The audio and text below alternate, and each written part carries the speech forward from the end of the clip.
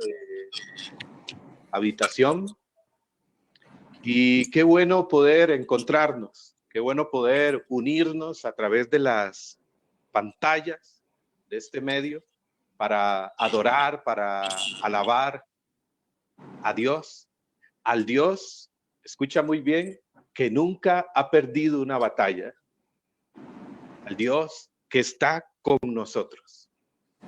Y esa tiene que ser nuestra certeza. Por eso podemos decir como San Pablo en Romanos 8:31, si Dios está con nosotros, ¿quién contra nosotros?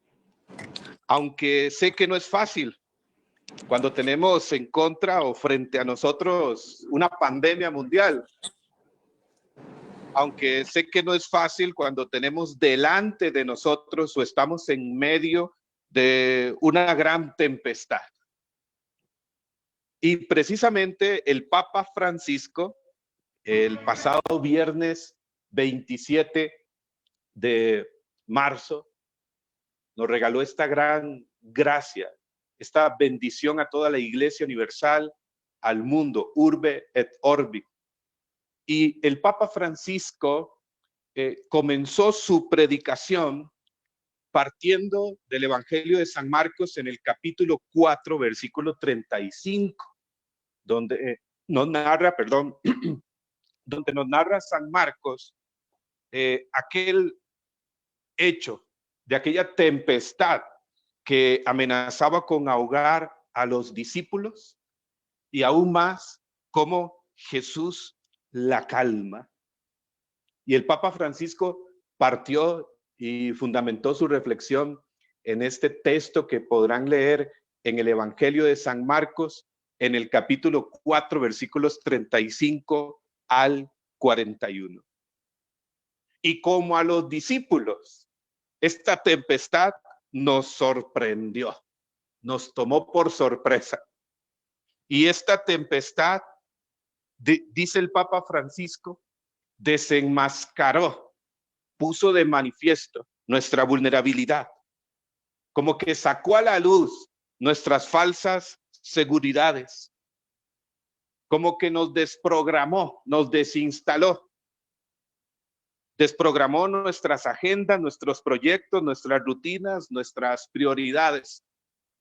Y de un momento a otro hemos pasado de la actividad a la intimidad, de lo público a lo privado, de estar en los templos, en los encuentros, en los congresos, en nuestro hogar, en nuestra casa. Y con esta tempestad, nos decía también el Papa Francisco, como que también se cayó el maquillaje de nuestro rostro. Si es que estábamos viviendo una vida en la apariencia. Y hay una expresión central en este texto, amados hermanos y hermanas, en el versículo 40, cuando Jesús se dirige a los discípulos, los exhorta y les dice, ¿por qué tienen miedo? ¿Aún no tienen fe? ¿Acaso no tienen fe? Y esta es como la expresión central en este acontecimiento, en este relato. Y de hecho, esta expresión, ¿por qué tienen miedo? ¿Acaso no tienen fe? El Papa Francisco la tomó como eje en su predicación el pasado viernes 27. Y fíjense que leyendo ahora el discurso, la predicación del Papa Francisco del viernes 27 de marzo, veía que el Papa menciona en 5 ocasiones estas palabras de Jesús. ¿Por qué tienen miedo? ¿Acaso no tienen fe? Y al menos en 4 de ellas da una idea precisa, da una idea concreta, una claridad que nos ilumina.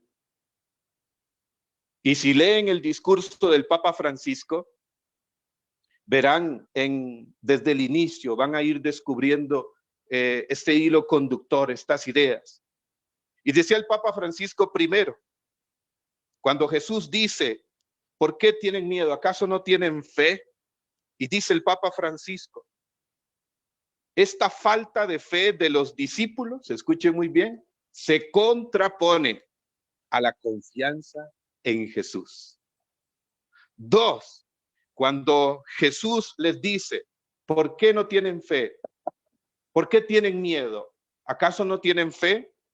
Esta palabra nos interpela, nos cuestiona y se dirige a todos nosotros. 3, cuando el Señor Jesús dice a los discípulos, ¿por qué tienen miedo? ¿Acaso no tienen fe? Decía el Papa Francisco, el Señor nos dirige en este tiempo una llamada a la fe, que no es tanto o solamente creer que Él existe, sino una fe mayor, una fe más grande, dice el Papa, que consiste en ir hacia Él y confiar en Él. 4, cuando el Papa menciona esta expresión de Jesús, dice, y calma la tempestad, y despierta y calma la tempestad, nos quiere decir que el comienzo de la fe es saber que necesitamos la salvación, que no somos autosuficientes, que necesitamos al Señor, que tenemos que invitarlo a la barca de nuestra vida y entregarle nuestros temores para que Él los venza. Y ya en la última vez que menciona el Papa estas palabras de Jesús, lo hace pues cerrando aquel momento maravilloso de su predicación y introduciendo la oración y la adoración que vendría, que de seguro todos nosotros vivimos, ese tiempo de gracia maravilloso. Ok, para ir a un punto concreto. ¿Por qué tienen miedo? ¿Acaso no tienen fe? Dice Jesús en el versículo 40 del capítulo 4 del Evangelio de San Marcos. Lo que nos indica es algo muy específico. Y escucha muy bien. Es que el miedo se contrapone a la fe. Es contrario a la fe, a la confianza en Jesús. Jesús es quien lo está diciendo, no soy yo, ni el Papa. Es Jesús mismo quien dijo, ¿por qué tienen miedo? Ahora leía la versión latinoamericana y decía la traducción, ¿por qué son tan miedosos? ¿Acaso no tienen fe aún? Esto es importante. El miedo se contrapone a la fe, a la confianza en Jesús. Peor que el coronavirus es el miedo, el coronamiedo. Y no podemos permitir que el miedo se corone en nuestro corazón. Hay que dudar del miedo. Oye, repito esto, hay que dudar del miedo, no de Dios. Porque cuando el miedo nos domina, nos paraliza, nos bloquea, cuando el miedo llega a dominar nuestro corazón, nuestra mente y nuestra vida, nos estanca, nos paraliza, nos bloquea, causa una recesión espiritual. Ya en muchos países, aquí en Costa Rica ya se está hablando de una recesión económica y en muchos países se está sucediendo esto. Esta pandemia que ha paralizado el mundo está causando en mucho lugar una recesión, un retroceso económico. Pues fíjense, cuando el miedo se corona en nuestro corazón, nos paraliza, nos bloquea y causa recesión espiritual, nos puede hacer retroceder. Y como que se ha desatado un miedo en la humanidad. El mismo Papa Francisco decía, y lo percibimos, lo vemos. Hay como tinieblas que han inundado el mundo. Pero tú y yo somos hombres y mujeres de fe. Amén. Tenemos que ser hombres y mujeres de fe. Y la fe es algo muy específico. Dice Hebreos 11:1 que la fe es certeza de lo que se espera, convicción de lo que no se ve, de lo que veremos, certeza y convicción. La fe es tener certeza y convicción de aquello que decía San Pablo en Romanos 8:28. Por lo demás sabemos, es decir, no tenemos duda, tenemos certeza y convicción de que en todas las cosas interviene Dios para bien de los que le aman, de los que han sido elegidos y llamados según su designio. Y tú eres un llamado, tú eres un elegido. Amamos a Dios. Y ciertamente tenemos que cuidarnos. Ciertamente tenemos que seguir las indicaciones que nuestras autoridades nos dan. Es decir, la fe no es dar la espalda a la realidad, para nada. Tenemos que seguir las precauciones debidas, sin preocuparnos, sin llenarnos de angustia, sin llenarnos de temor. Estamos llamados a confiar en medio de la tempestad, porque es muy fácil confiar cuando todo va bien. Yo creo que la tempestad, de alguna manera, revela como la medida de nuestra fe. Si nuestra fe es una fe débil, vulnerable, infantil, o si nuestra fe es una fe fuerte, firme, enraizada en Jesús, como dice Pablo en Colosenses 2:7. En la tempestad nos damos cuenta dónde y cómo estamos y si realmente estamos confiando en Jesús. Fíjense cómo oran los discípulos, cómo oran. ¿Cuál es la oración que dirigen a Jesús en ese momento? Que de hecho el Papa resalta en su predicación también. Ellos le dicen a Jesús, Jesús, ¿no te importa que perezcamos? ¿No te importa que nos hundamos? Fíjense que hasta nuestra manera de orar refleja nuestra confianza en Dios. O si nuestro corazón está lleno de miedo y de temor. Los discípulos en ese momento oran desde el miedo. Y cuando uno ora desde el miedo, la oración es una oración como con tono de angustia, de desesperación, de desconfianza, de reproche, de queja. ¿Por qué? ¿Hasta cuándo? ¿Dónde estás, Dios? Pero estamos llamados a orar desde la fe, desde la confianza, desde la relación de amistad con Él. Fíjense, chicos y chicas, hermanos y hermanas, que la confianza en Jesús debiera ser algo natural para nosotros si tenemos relación de amistad con Él, intimidad con Él constantemente. Porque el Señor no tiene preferidos, el Señor tiene amigos íntimos. Y si tenemos una relación de amistad con Jesús, pues la confianza es algo natural del diario vivir, porque lo conocemos a Él y sabemos que Él no miente y que Jesús ha dicho, yo estaré con ustedes todos los días hasta el fin de los tiempos, nos dice Mateo en el capítulo 28, versículo 20.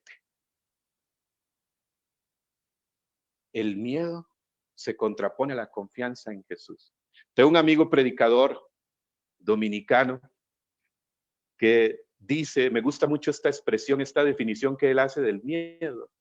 Y él decía que el miedo es fe en el reino contrario. ¿Qué significa eso?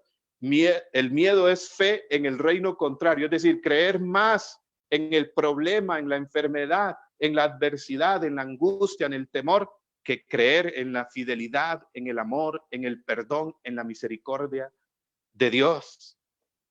Confiar en el miedo es confiar en mentiras, pero confiar en Jesús es confiar en quien es el camino, la verdad y la vida.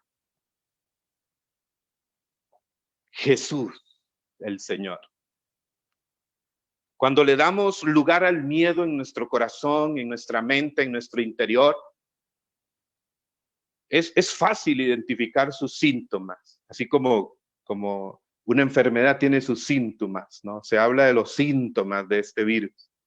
Bueno, cuando el miedo entra, no es algo que se necesite un gran discernimiento para darse cuenta, amigos. Cuando el miedo entra al corazón, a nuestro interior, es fácil darse cuenta de ello. Aparecen los síntomas como la preocupación excesiva, la desesperación, la angustia, incluso las palabras que expresamos, palabras de miedo, palabras de queja, palabras de negativismo. Quizás como a los discípulos tenemos que reconocer que hemos tenido miedo, que el miedo ha querido invadir nuestro corazón. Claro que sí. Tenemos que reconocerlo, como lo dijo el Papa Francisco al final en su predicación, en la pequeña oración. Jesús, hemos tenido miedo. Pero precisamente cuando nos reconocemos necesitados de Jesús, ahí comienza la fe, decía el Papa Francisco. Cuando reconocemos que no somos autosuficientes y que sin Él nada podemos, nada tenemos, nada para que sane, para que venza nuestros temores. Jesús sana del miedo. Dice la primera carta de Juan en el capítulo 4, versículo 18, primera de Juan 4, 18, que el amor perfecto echa fuera el temor. El temor mira solo el castigo, dice San Juan.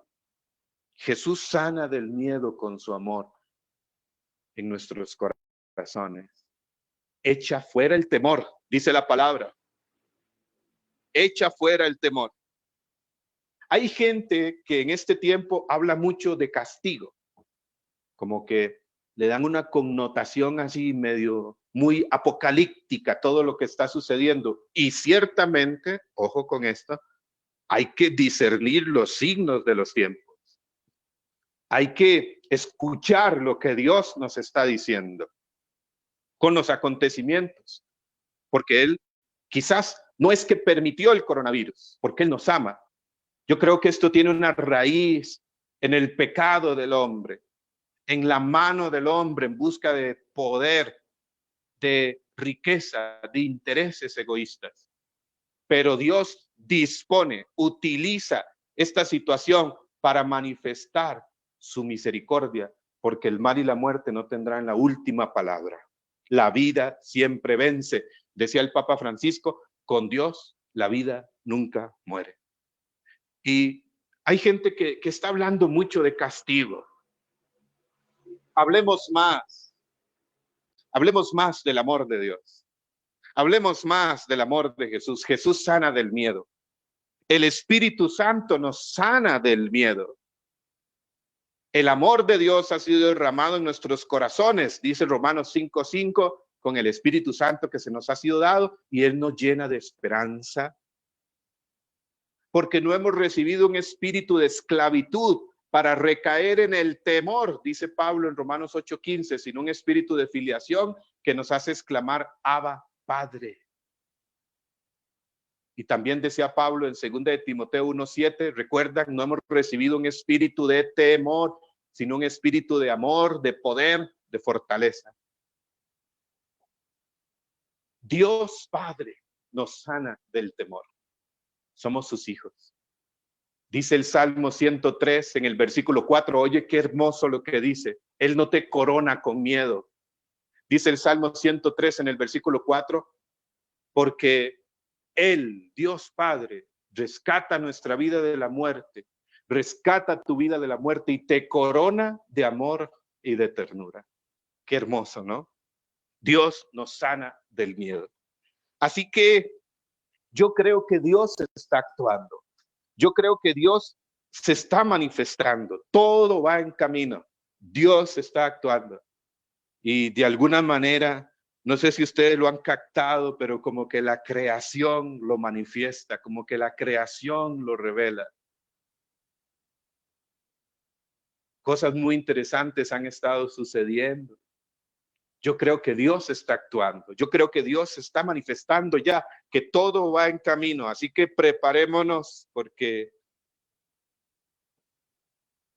Dios está haciendo algo nuevo, como dice Isaías 43:19. Así que, amigos, que el miedo no se haga familiar en tu vida, en tu casa. sino que lo normal en nosotros debe ser la fe, la confianza en Jesús.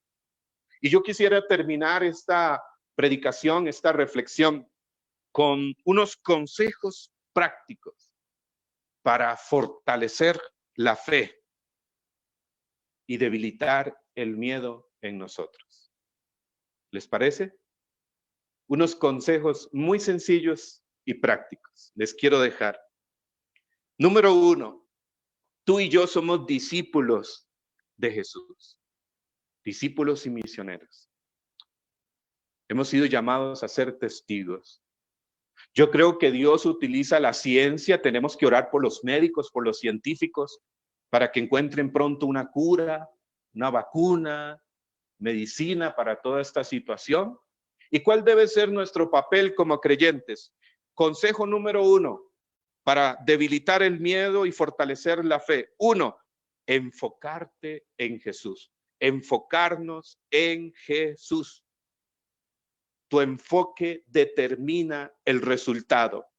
Tenemos que enfocarnos en Dios. Tenemos que enfocarnos en Jesús.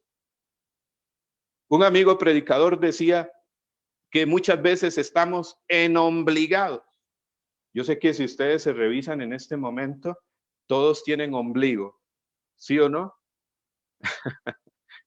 Y decía este hermano que muchas veces estamos enombligados, es decir, mirándonos el ombligo, enfocados en nuestra debilidad, en nuestros temores, en nuestras miserias, en nuestros pecados, y Dios y Jesús delante de nosotros. Hay que desobligarse, levantar la mirada, enfocarnos en Jesús. El Papa Francisco decía en una hermosa exhortación llamada Gaudete Exultate, sobre el llamado a la santidad, en el numeral 15, que con frecuencia tenemos la tentación de enredarnos en nuestras debilidades, en nuestras miserias, en la dificultad de enredarnos en ello, en el problema. Y nos decía el Papa ahí, levanta la mirada a Jesús. Enfocarnos en Jesús. En cuanto más te enfoques en Dios, en cuanto más te enfoques en Jesús, el miedo no tendrá lugar en tu corazón. Mirar más a Jesús, la mirada fija en Él, como dice Hebreos 12:2, en su poder, en su amor, en su fidelidad, en su bendición, y enfocándonos en Él, mirándolo a Él, podremos ver la realidad desde su mirada, desde su cosmovisión, es decir, desde la manera en cómo Él ve. Consejo número 2. Ahora que estamos en Cuaresma, que viene Semana Santa, segundo consejo, ayuna del miedo, no comas miedo y alimenta la fe. ¿Escuchaste bien?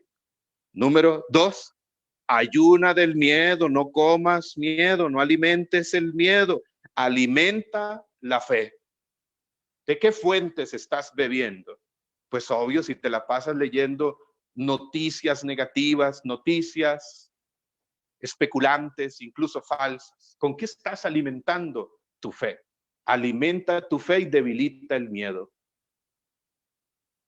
Como dice Colosenses 3:16, les dejo ese versículo, dice San Pablo, que la palabra de Cristo habite en ustedes con toda su riqueza, de manera que puedan enseñar, exhortar, alabar, entonar cánticos inspirados. Número 3, tercer consejo, les quiero dejar 5, ya casi termino.